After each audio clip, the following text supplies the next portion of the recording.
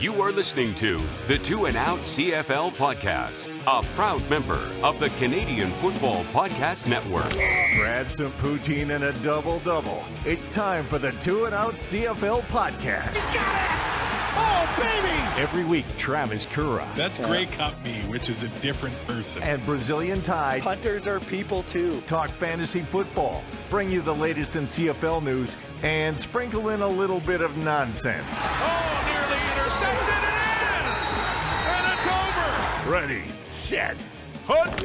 And we are part of the Alberta Podcast Network, locally grown, community supported. I'm Travis Currah, and today on the show, joined by Tanya Walter, a defensive assistant with the BC Lions. She was just hired in February, the first full-time female coach in CFL history. With Pod Power, our sponsors are making it possible for us to amplify the voices of Albertans and Alberta podcasters. This episode, the Edmonton Community Foundation is helping us give a Pod Power shout-out to Your Forest, a podcast about the natural world. Hear stories about the environment, renewable resources, conservation, forestry, hunting, fishing, and more. This is a podcast for those who cannot live without the joys and wonders of all wild things. Find Your Forest wherever you get your podcasts or at yourforestpodcast.com.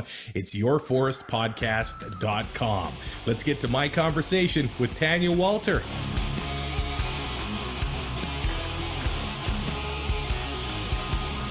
And joining the show right now is a defensive assistant with the BC Lions, the first full-time female coach in CFL history. It is Tanya Walter. Thanks for coming on the show. Thank you for having me. Now, first, I hope it's okay. I can open with your Twitter bio, which reads, "Game changer. I'm just here to break barriers, create opportunities, and eat pizza." So we only ask the hard-hitting questions here. Your favorite type of pizza? Well, I kind of have two, I suppose. The first one is very controversial, ham and pineapple. But I also really enjoy like a spicy sopressata with ricotta. Oh, getting fancy there. Yeah. Now, you're from Forestburg, Alberta, right? Correct. Now, I'm in Blackfalds, Alberta, so going to the city for you might be Stettler or Red Deer or, yeah, Edmonton, of course. Where are you finding pizza in Forestburg? You know what? We actually, I haven't been there. Actually, no, I was there recently. There's a restaurant called Cedars. Oh, nice. New ownership now, but that's kind of always been the go-to place for pizza there. I will remember that next time I'm in that neck of the woods. I have to ask you where your football journey started. Joining the CFL just, 8 months ago now? But where did you get started in the game? So I got started in the game as a player. I joined the women's tackle football team, the Edmonton Storm, in 2013, I believe. So I played up until, I guess, COVID. Every season. We unfortunately missed 2 seasons before I came here due to COVID. So been a player. A year or two into playing, I started to get into coaching.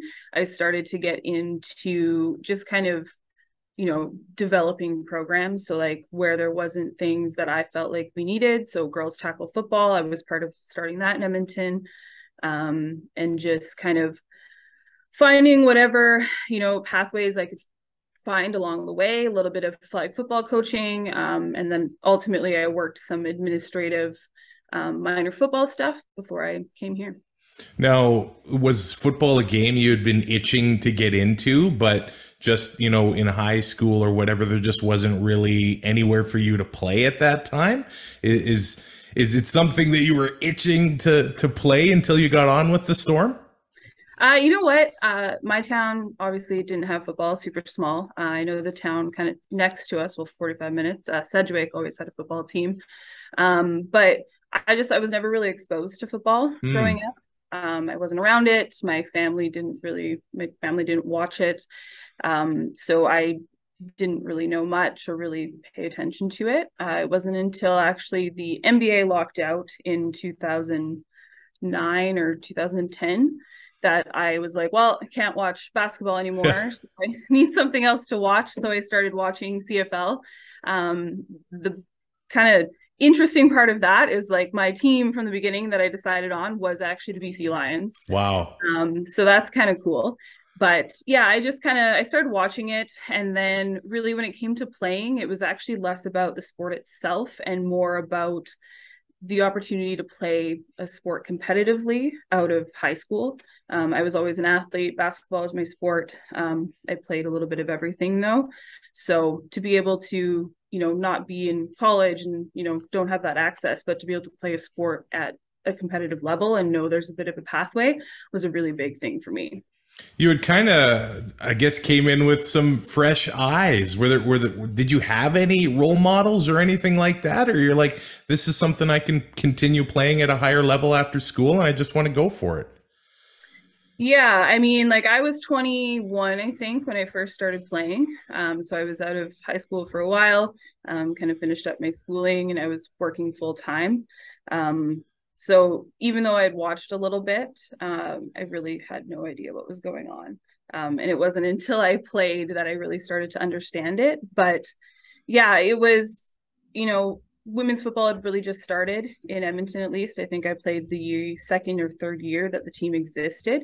I came in with a very high performance mindset because I knew from the beginning that there was the opportunity to play Team Canada, and that was something I wanted to do because obviously highest level of the sport, like a good challenge.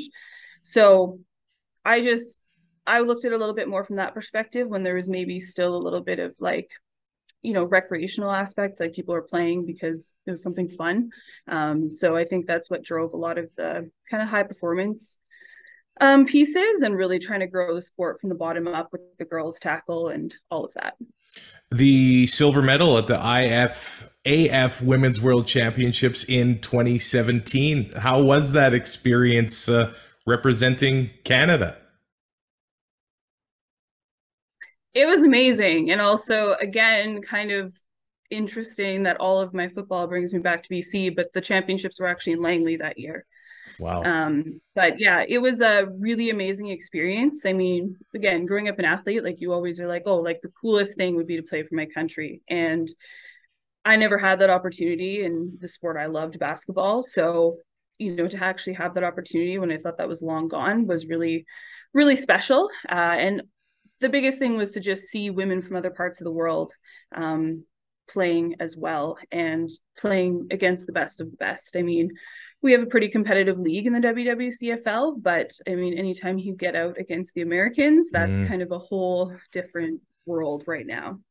Yeah, yeah. How have you seen the growth of women's football in Canada since you started? Has it been continually growing in the past, 6-7 years? I would say that there has been a lot of growth since I started playing. But unfortunately, I think kind of the pinnacle of growth was right before the pandemic. I know in Edmonton and kind of everything that I had going on with girls tackle, women's, things that I was really trying to push just came to a dead halt. And already being a sport that doesn't have the support that, other sports do, or really like the men's or boys do. The fact that we have to play in the spring to offset from regular football season. Spring was the time where you couldn't play at all. Like nothing was open. We had no access to anything because of COVID. So girls and women's football definitely took a hit in Edmonton and realistically in Canada as a whole, missing 2 whole years. I mean, the girls tackle league that I was a part of starting up in Edmonton, I mean, we would have been going into our second season in 2020. And like we had such great momentum the first season. I mean, we had 48 girls, I think, that ended up playing that first season. But up until everything closed down, we were just starting to ramp up and we were getting over 100 girls out to our events. And so there was a lot of growth there, but then obviously kind of they haven't really had the opportunity to have a full season yet because of that. I think you had mentioned just basically a year or two into playing, you wanted to get into coaching. Like, what was that moment where you wanted to also help other players grow their skills in football on the coaching side of things? I think for me, one of the big things was there was a lot that I desired as a player, and not even just as a football player, but all sports kind of growing up, I always desired a great coach. I had a couple really good coaches growing up, but I also had a couple of very poor coaches. And I knew how important that was and how life-changing that can be. So I wanted to be able to give other people that opportunity to, have a great coach and to, really cheer them on and support them and like make them and help them be the best that they can be. I want to ask you what drove you to the defensive side of the ball. I always find that the people that play defense, they're just wired differently than those offensive cats. So what drove you to that side?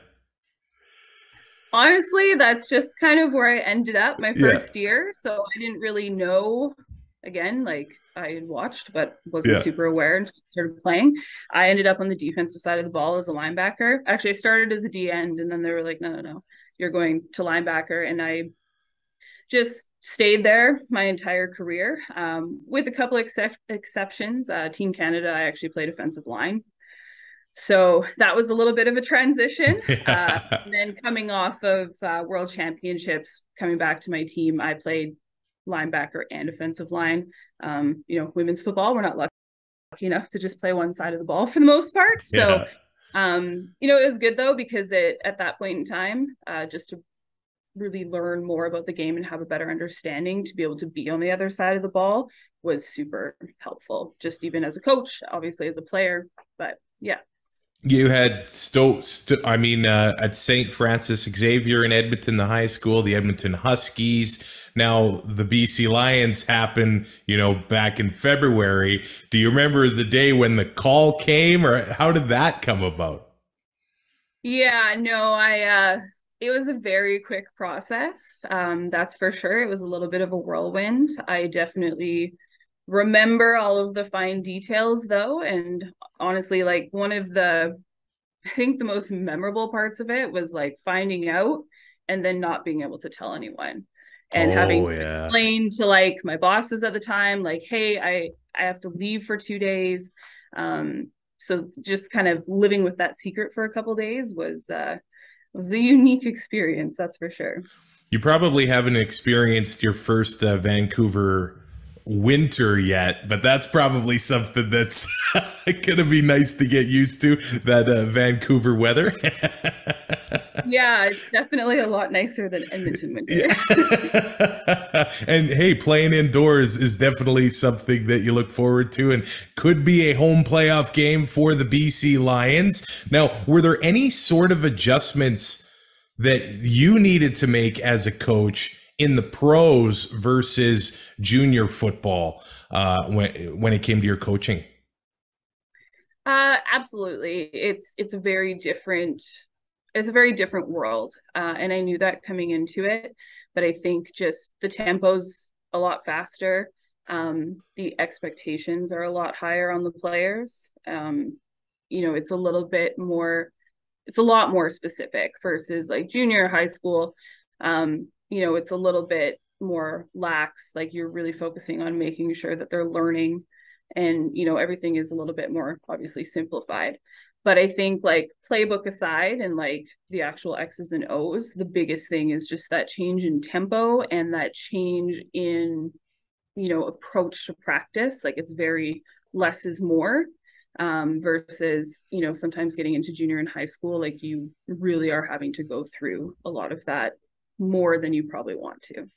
And football is a game of preparation, and I'm always blown away by how much time coaches put on the clock. It seems like to the office at 4 or 5 and leaving at 9 or 10 and crazy hours like that. Was there a moment for you where you're like, here we go.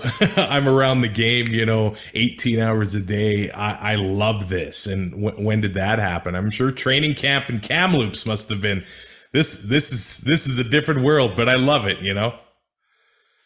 Yeah, no, I like from the very beginning, it was, incredibly exciting, like to be around a sport that I love so much. In a working capacity and a full-time capacity is very exciting. At the same time, like the first couple of months, like they're a little bit overwhelming. There's a lot going on. Like not only are you trying to kind of learn how everything operates and how everyone interacts and all of that. But you're also dealing with, the fact that I'm the only female, and there's a lot of little intricacies and challenges and interactions that you kind of have to deal with along the way that aren't surprising, more than prepared for them. But, some of them get a little bit exhausting at times. So it was, the first couple months where they were a challenge, but I think honestly, probably about a month ago, everything started to fully come together, which took a little bit longer than I would have liked, but time is time and it'll happen when it happens. But that was kind of the point where I was like, okay, everything makes sense. Everything's fitting together. I just, I know that day to day, there's less surprises, all of that.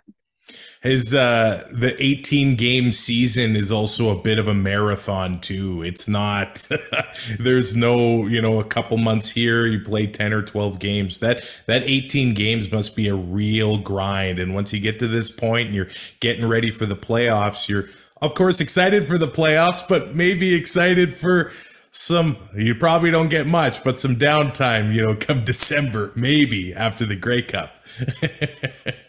Yeah, I know it was something that a lot of people said with me coming in. They're like, oh, you're going to have to be ready for long hours, hard work. It's not easy. And I was like, okay, cool. Yeah, I'm aware of that. I mean, I've always worked long hours. I've always had a lot on the go. I've always been bad at making time for myself and taking time off. So for me, honestly, it wasn't that much of a shift. It hasn't been that much of a challenge for me. Honestly, in some aspects, it's a little bit easier because I've been able to step out of the community that I've been a part of with so many commitments. And also just honestly be able to focus on one thing for me was actually a little bit easier than how I was doing things and what I was doing before. Were you kind of surprised by some of the attention and headlines that you made across Canada in February when the hire happened? Did you realize maybe the impact that was going and has made? Yeah, no, I was more than aware that it was going to, be a big deal because it is. If I was to take myself out of my shoes and look at it, from the outside, as someone different, yeah, that's super exciting, obviously, to finally have a female in a role like that and being able to, open up the doors and build a comfortability within the CFL and men's football to, welcome women in. So I expected that. I don't think I expected to do as many interviews and as much as I did, but I know for me, I know how important it is to do those interviews, to give more exposure for girls and women essentially to see that, it is possible and that there's, the opportunity, and also just for it to be, I guess, common knowledge. It's a men's game right now. It's very, very, limited in the sense of women having access to it, even as a player, but obviously as, even administrative and coaching. So that's where, a lot of that attention can have a very positive impact, obviously. With that, obviously, does come some negative. I was pleasantly surprised about the lack of awful things that people said. I had seen women I've played against go through the process of starting in the NFL, and that was a much harsher scenario that I had to deal with. So I was thankful for that. And I actually thought it was really cool to see, fans of other teams being excited about it. They're like, I'm not a Lions fan, but I think this is really cool. So I think that was something that really stood out to me.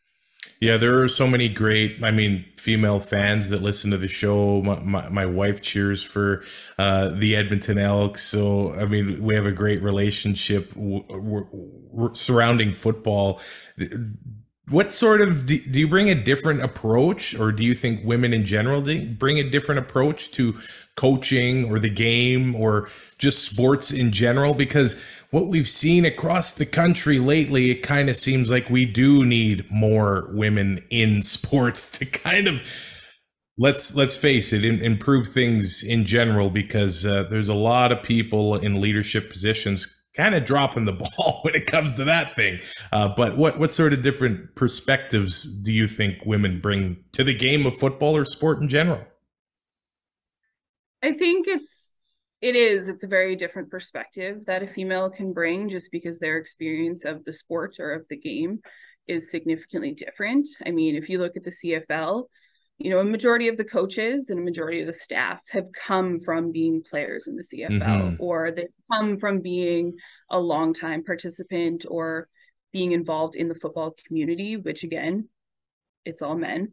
So they kind of all come from the same camp in a way. It's like, yes, you're still going to have variations within that, but they have all experienced the sport in a very similar pattern and a very similar experience. So when you bring in women, you get people that are coming from a completely different background. Like, I was never like, oh, it's a privilege for me to play. Like, it wasn't just an opportunity that was like, yeah, I could do that, I could not do that, like whatever. It was like I had to fight, for the opportunity to play at a high level. There isn't really the opportunity to play at a high level. So, it wasn't something that was just handed to me, when realistically, when you look at it as a male in sports, the opportunity is always there. So like, they're very privileged to have the opportunity to play at a high level.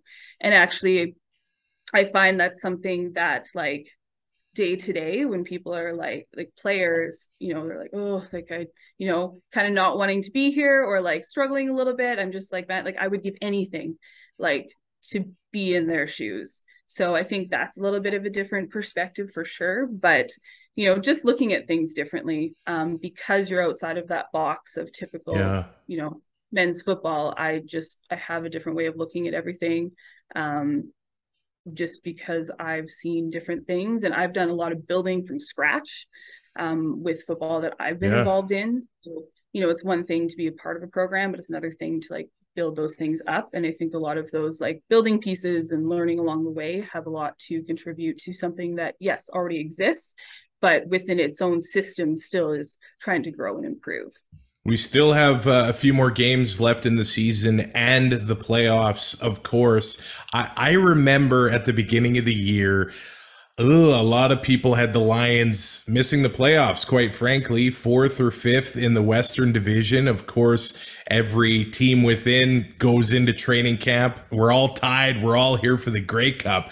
But that start to the season must have just been an incredible feeling, just to feel that energy. It felt like there something special was and is happening with the BC Lions right now as we get ready for the playoffs.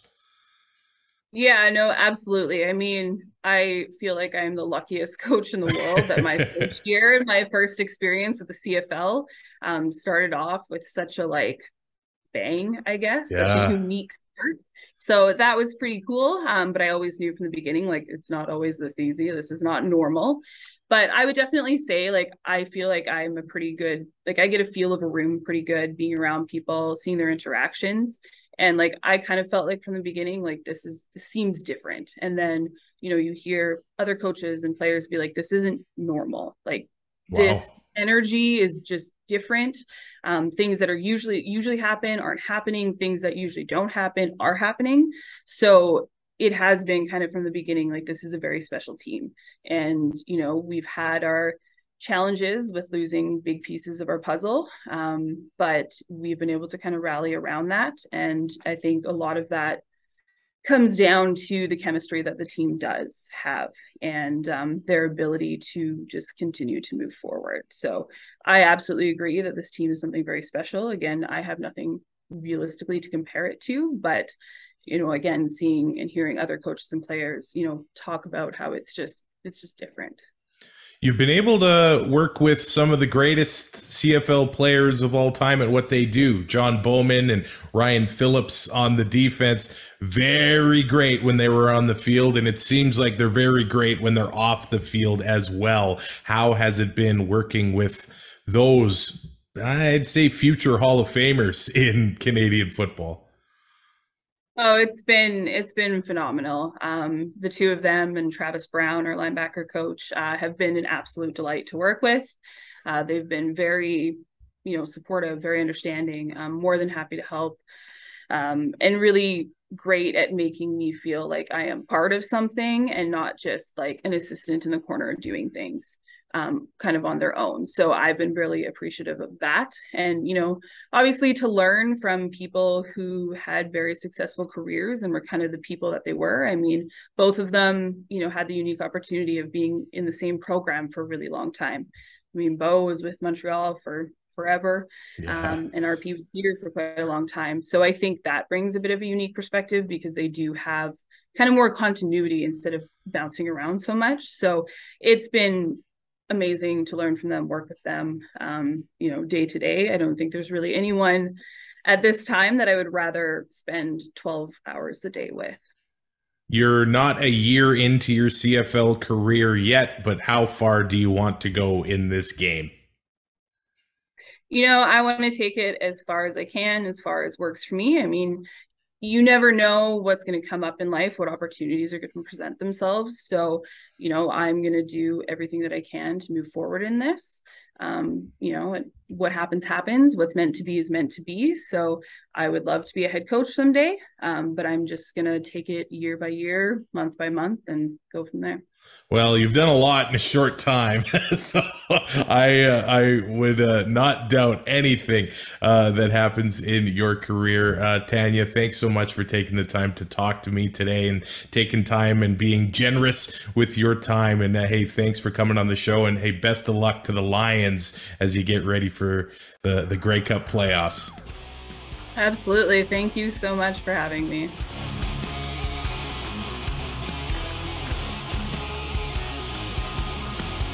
And thanks again to Tanya Walter for coming on 2 and Out for this episode. The defensive assistant with the BC Lions was so great to talk to. So thanks to her for being so generous with her time, especially during this busy part of the season.